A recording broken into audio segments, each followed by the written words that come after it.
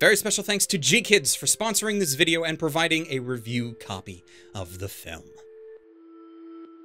Children of the Sea is a film that is, in a way, disturbingly beautiful, in that it has this almost otherworldly nature to it, despite it largely taking place in aquatic environments. This is something that builds and morphs over the film's runtime until that otherworldly nature fully takes over, turning the experience of watching this film into like watching some kind of dream, where nothing makes sense, and yet things keep falling into place. The result of which is a film that, for the first time in a while, left me a little speechless after I first watched it, followed by me outwardly exclaiming, "What the hell did I just watch?" Children of the Sea is a product of multiple creative inputs. Firstly, it was based off of a 5-volume manga that was published between 2005 and 2011. It was produced at Studio 4C, a studio rather well known for its unique style with films like Tekken Concrete, Memories, and Mind Game. And it was also directed by a man who is quite good at telling detailed character dramas, but also not afraid to let those dramas dip a little bit into the weird. Something which definitely had an influence here. I can't really tell you what the film is about, though, because I'm honestly unsure that my understanding of this narrative, of this experience, will be anything like what you might get out of the film from watching it. I can't really tell you what this film is about, though, because I'm honestly unsure that my understanding of this narrative, of this experience, will be anything like what you might get out of the film from watching it. Oh yeah! It's one of those films. It reminds me a lot of the first time that I watched Akira, back before I dipped highly into internet discourse, back when I tried to piece together what was actually happening in the film on my own, before years upon years of reading others' experience and understandings of that film created a sort of cultural headcanon as to what most of the film's elements and themes actually meant. This film starts off innocently enough. It's basically got all of the setup to a fairly traditional, albeit extremely well animated, coming-of-age film. We are introduced to our main character, Ruka, who has a bit of trouble dealing with her peers, leading to a conflict not really of her choosing, but one that she is forced to deal with regardless, even though she would much rather just leave. Her life is one that seems to be almost bereft of any meaningful relationship. Her parents are distant, not just to her, but to each other. She doesn't seem to have any friends or people in her age group, but what she does have is a slight fascination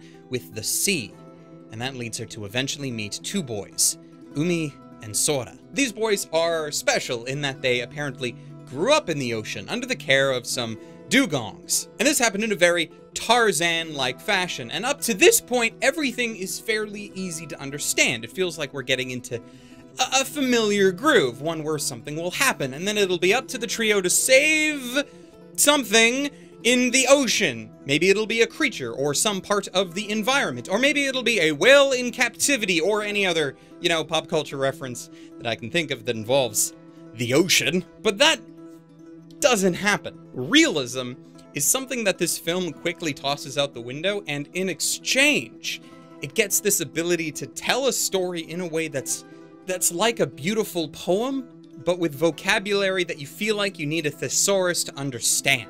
It is from this point that I can't explain the story. Like, there are aspects about meteors, about aquatic life moving towards something. There's some kind of potential apocalypse, and there's stuff about the great and wonderful cosmos. I thought we were talking about the ocean, and suddenly we're talking about space. Things in this film just keep happening, and you're not entirely sure what is happening, but damned if it doesn't look pretty. The animation is by far this film's greatest asset. There are moments with the 3D that I will admit I'm not fond of, but the underwater sequences, oh, those make up for it all. Even if some of those scenes themselves use copious amounts of 3D. Like, we are not lacking in anime films that take place in or around the sea, or in locations heavily flooded by water, but this film is very different. You'd think that with a bunch of Ghibli alumni attached to it that it might have that sort of feel.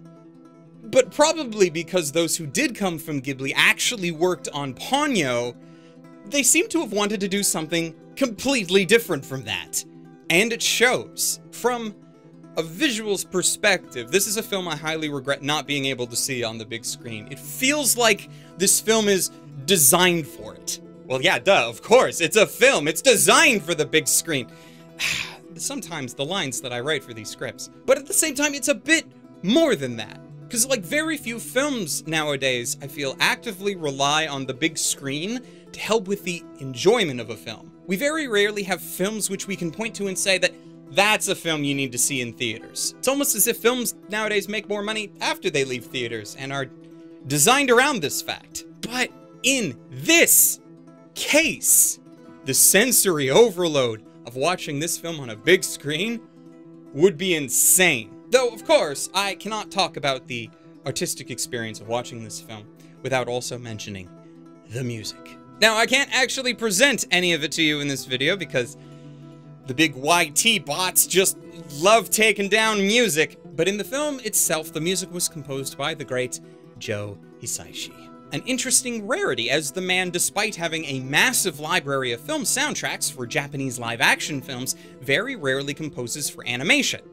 outside of Ghibli. Something that really does make this almost like a breath of fresh air. Hisaishi's work with Ghibli has a particular sound, one that, if you have an ear for it, you can recognize it across almost all of the films that he's worked on. But for the soundtrack of Children of the Sea, it doesn't sound like a Ghibli film, which fascinates me endlessly. And it's pretty much like a perfect segue, because this film has a lot of talent behind it, a lot of well-known and established names and styles, but virtually none of that can be seen in the work itself.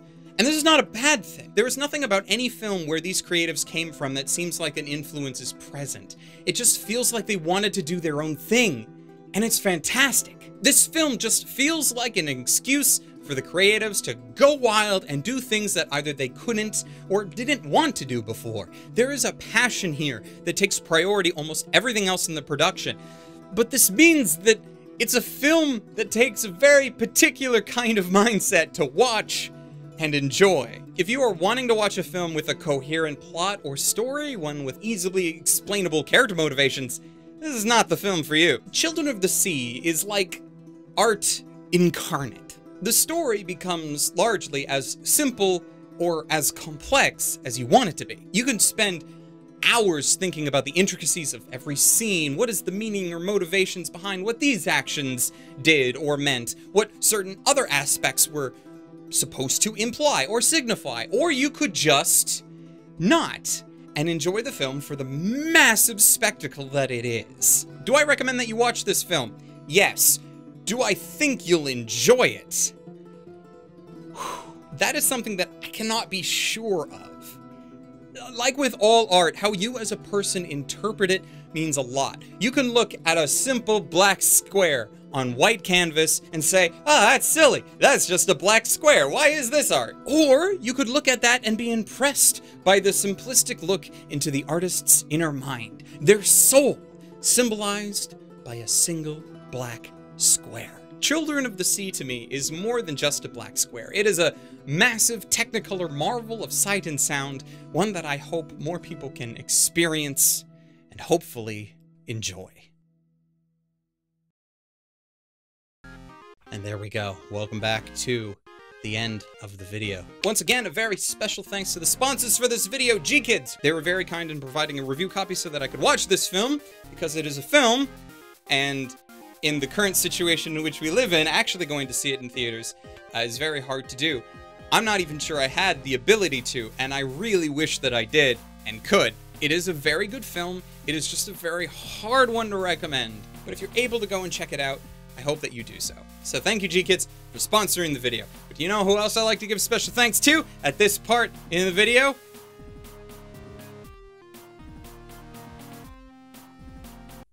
This is the part where you actually say that it's my patrons, of course. The patrons who allow me to be able to continue to do what I do. Their names are over here and have been for a while because you guys are great and amazing, and thank you. Specifically, though, even greater thanks to patrons Rune Jacobson, Ryfan Bonaparte, City Yamako, Calhoun Boy, Hector Montemayor, and Richard Emile Bradley, because you guys are especially awesome. And until next time, ladies, gentlemen, and others, watch more anime and stay frosty.